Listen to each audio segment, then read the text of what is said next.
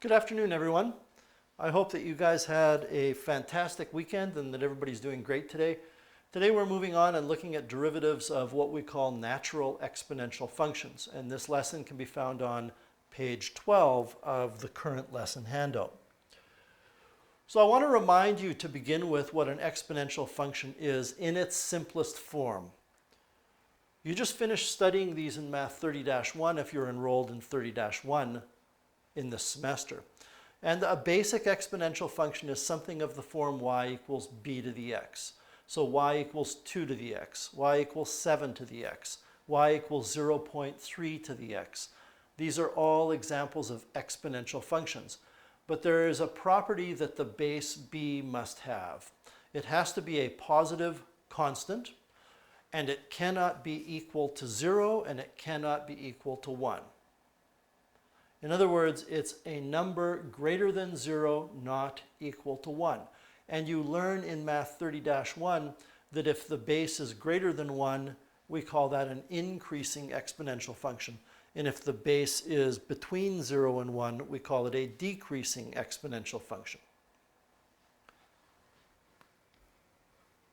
So as a warm-up, we're going to use the definition of the derivative, which is that the derivative of a function is the limit as h approaches 0 of f of x plus h minus f of x all over h to find the approximate derivative of two exponential functions. And I know you're probably a little shocked and maybe a little bit miffed. You never thought you would see this limit equation again now that you have rules for differentiation. Well, the problem here is we don't have a rule for differentiating something like y equals 2 to the x, or something like y equals 3 to the x. So what we're going to do is use the definition of the derivative to develop a rule. And that rule will not actually be developed until Wednesday's lesson, but we're going to start off by looking at a very special exponential function and its derivative today. dy dx is the limit as h is approaching 0 of f of x plus h minus f of x all over h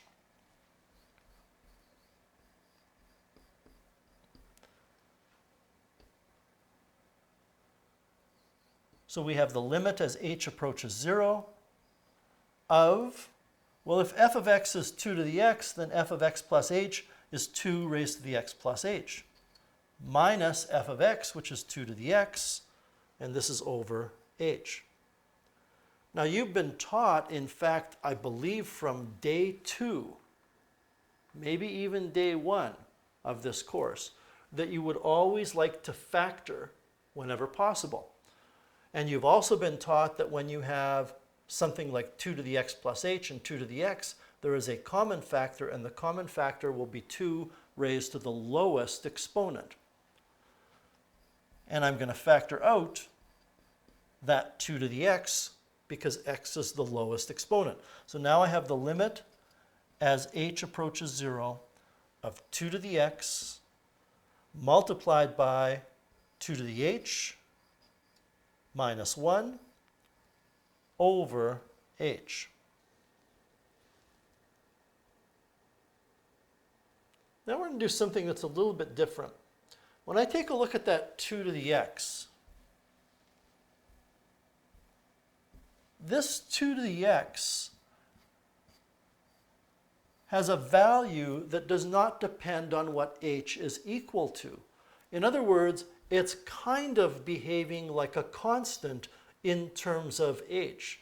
It doesn't matter what h is equal to. 2 to the x will be 2 to the x. And that allows me to rewrite this expression as dy dx equals 2 raised to the x multiplied by the limit as h approaches 0 of 2 to the h minus 1 over h. And we're going to evaluate that limit. The only problem is you do not have the algebraic skills necessary in high school calculus to evaluate that limit. So we're going to go back to when we first learned about limits to evaluate that limit. We're simply going to put in a number close to 0 and see what that expression is equal to, and then we're going to put in a number even closer to 0. We're going to start putting in for h values that are very close to 0 and getting closer and closer to 0. So I'm going to use my calculator to do this, and I'm going to be a little crafty about it. In for y1, I'm going to put 2 to the h minus 1 all over h. I'm trying to evaluate right now, everybody, what this limit is equal to. So rather than me, in a very clunky fashion, actually putting in a number for h and calculating it, I'm going to use the tabular features of my calculator. For y1, I'm going to put 2 raised to the, well, I don't have an h key, so I'm going to have to use x here. Minus 1 n bracket divided by h, which is x.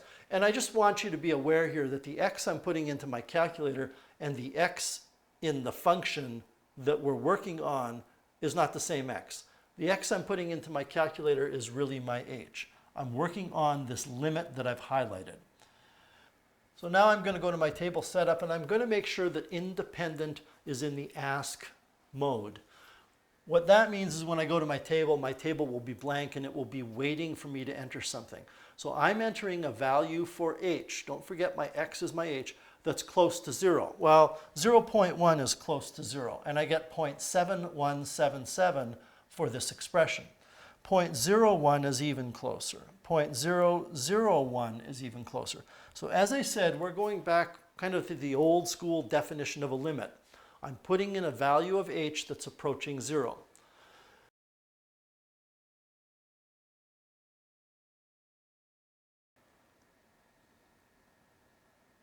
And that means that this limit is approximately equal to 0.69. And what that means is that the derivative with respect to x of 2 raised to the x is 2 to the x times 0.69. And I'm just going to write that as 0.69 multiplied by 2 raised to the x. What is the derivative of 2 to the x? It's 0.69 times 2 to the x. Let's do the same thing with 3 to the x. The derivative will be equal to the limit as h approaches 0 of f of x plus h minus f of x all over h. Of course, you can factor out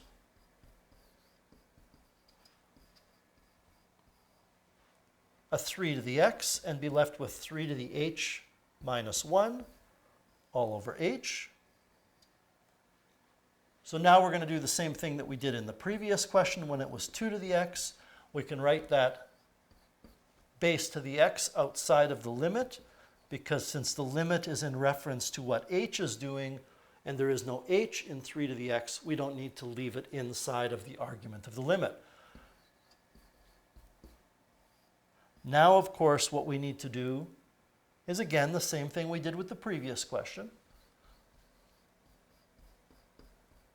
And that's to calculate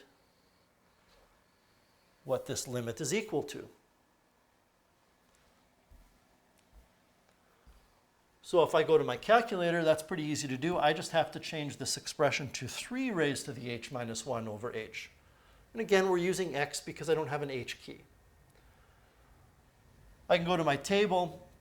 The numbers are already in there. You can see that the value of that limit appears to be about 1.1, because as we get closer and closer to h being 0, the value of 3 to the h minus 1 gets closer and closer to about 1.099. So I'm just going to round that and say 1.1.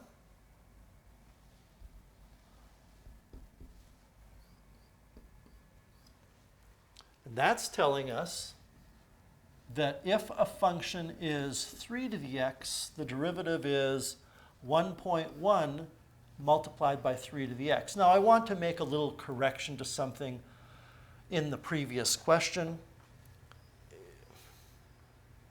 I want to say it's minor, but you know what? It's not. It's wrong.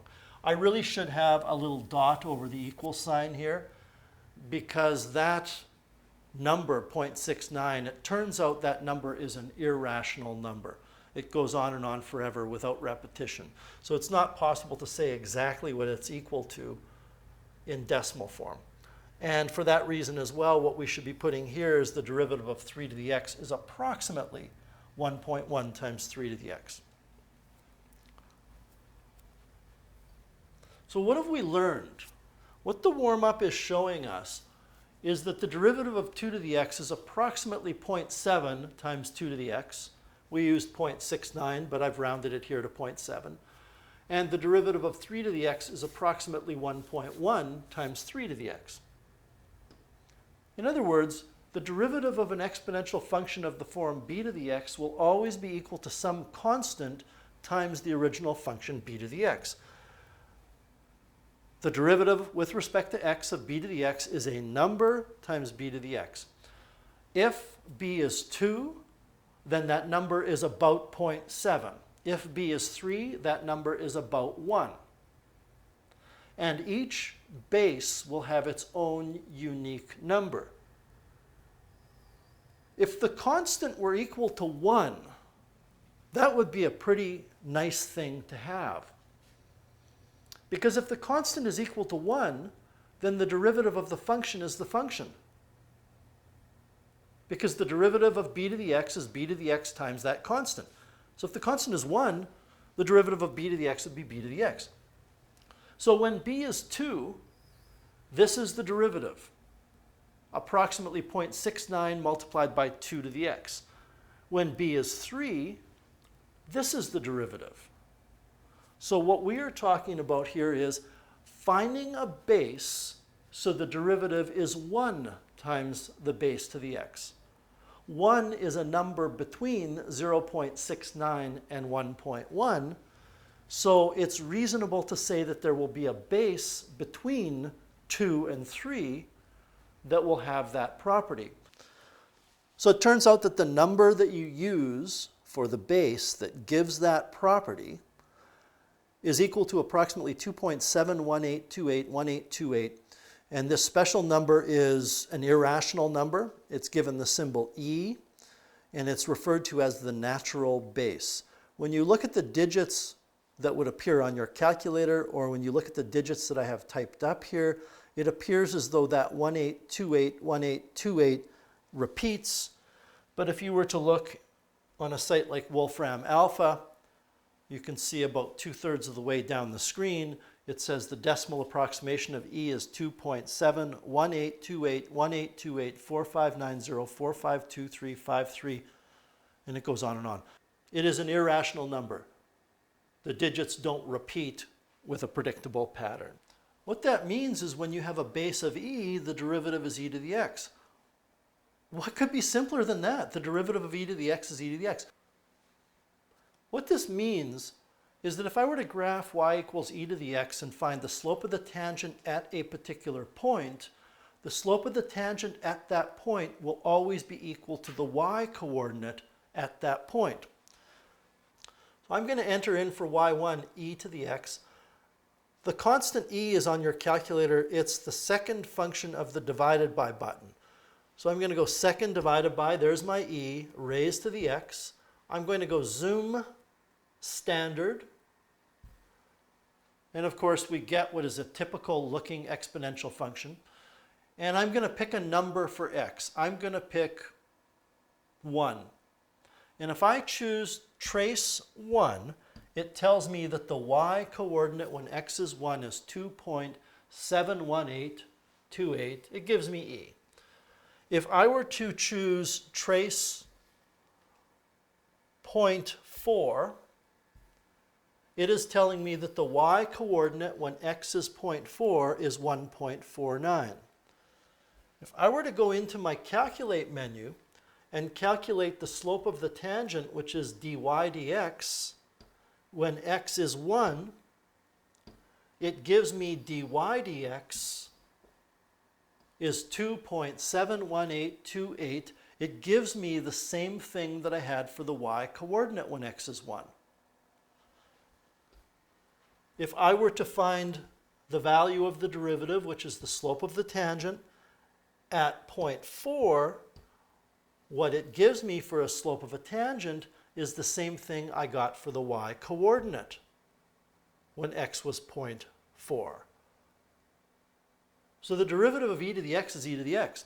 If we combine that with the chain rule, since x is the argument, if we replace that argument with a function of x, then you have to multiply by the derivative of that function of x. So the derivative of e to the u is e to the u times du dx. When we had something like x squared, we knew the derivative was 2x. The argument is x. When we changed this to the derivative of u squared, it was 2u, but then we had to multiply by the derivative of u. The chain rule says you multiply by the derivative of the argument. When we had the derivative of sine of x being cosine of x, the argument is x. If we change that argument to something other than x, then it's cosine of that argument times the derivative of the argument with respect to x. Again, the chain rule is always saying you multiply by the derivative of the argument. So with that in mind, let's do a few examples. The first one is y equals 3e to the sine x, and we want to find dy dx.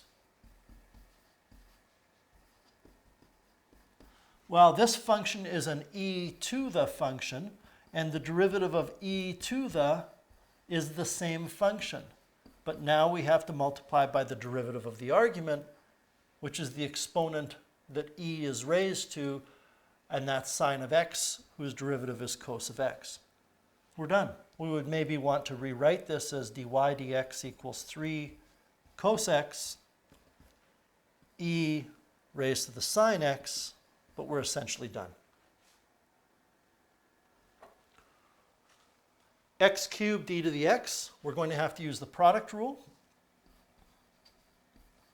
The derivative of the first is 3x squared, multiplied by the second is e to the x, plus the first, which is x cubed, multiplied by the derivative of the second, which is e to the x.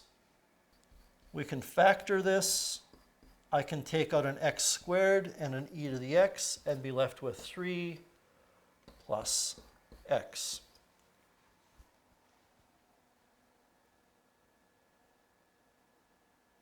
And that's it. All right, example number 3.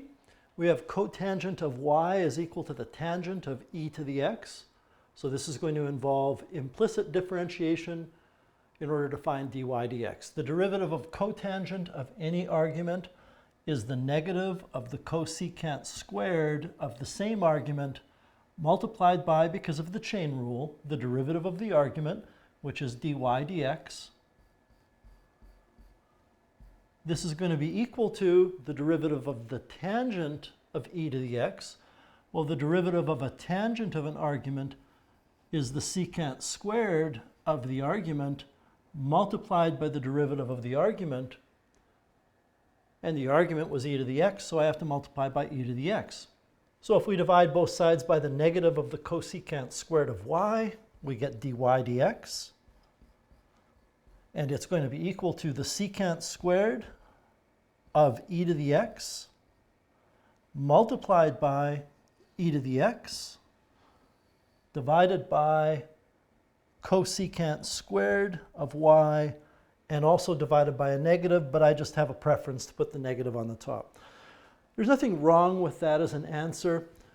Usually, however, if you have a non-trigonometric part of a term, like the e to the x on the top, it's usually written before the trigonometric part of the term.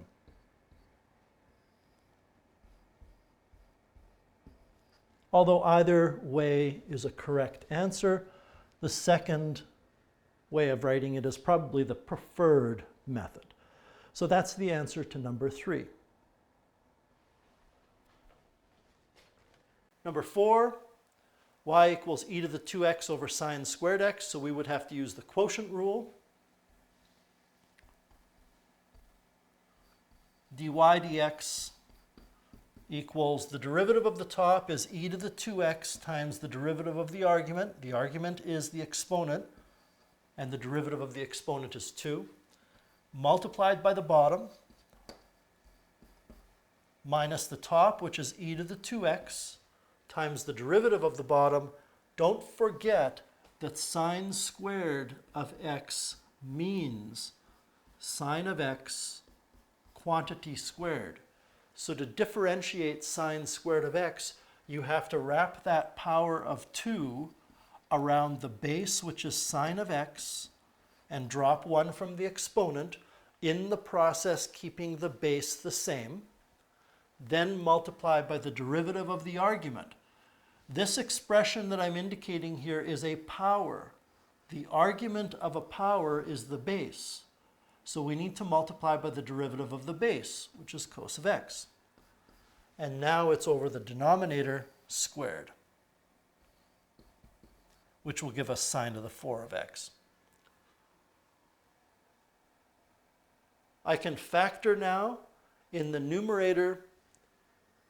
You know what, I'm going to rewrite this numerator because this large clunky set of brackets I have at the beginning might be visually confusing to some of you. What I have is 2e to the 2x sine squared x minus 2e to the 2x sine x cos x on the top. This is over sine to the 4 of x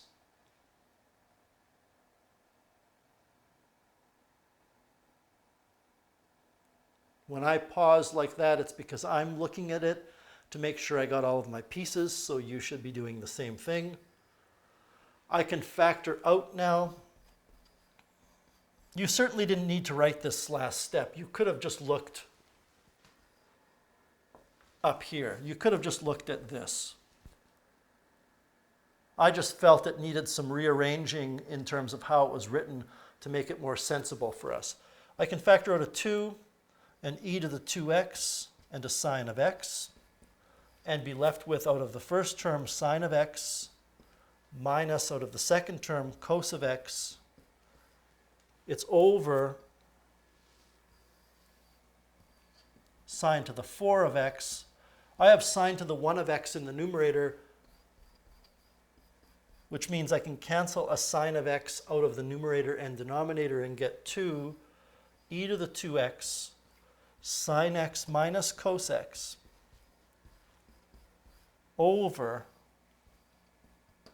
sine cubed of x. And that's our answer. And that's the lesson. On page 367, question number 4 contains functions that involve you knowing the derivative with respect to x of e raised to a function of x is e raised to the function of x times the derivative of the function of x with respect to x. I hope you're getting more and more comfortable with the chain rule here, because the chain rule is simply saying, in a more general sense, in the broadest possible terms, what the chain rule is saying is you multiply by the derivative of the argument that's used in the rule. You know the drill by now with regards to how much that you need to do. You need to do what you feel you need to do. Remember that tomorrow is a meet day, so if you have any problems with any of these, feel free to drop by. In the meantime, if you have questions with them, send me an email and I can get back to you and help you out. I hope that that lesson made sense, and I hope that you have a fantastic rest of the day. It's a short week this week, so tomorrow is a meet day, as I said. Wednesday is a new lesson. Thursday is a meet day. And just a reminder that your assignment is due on Thursday, the related rates problem for trigonometry. I hope you have a wonderful day, you guys. We will talk to you soon. Take care.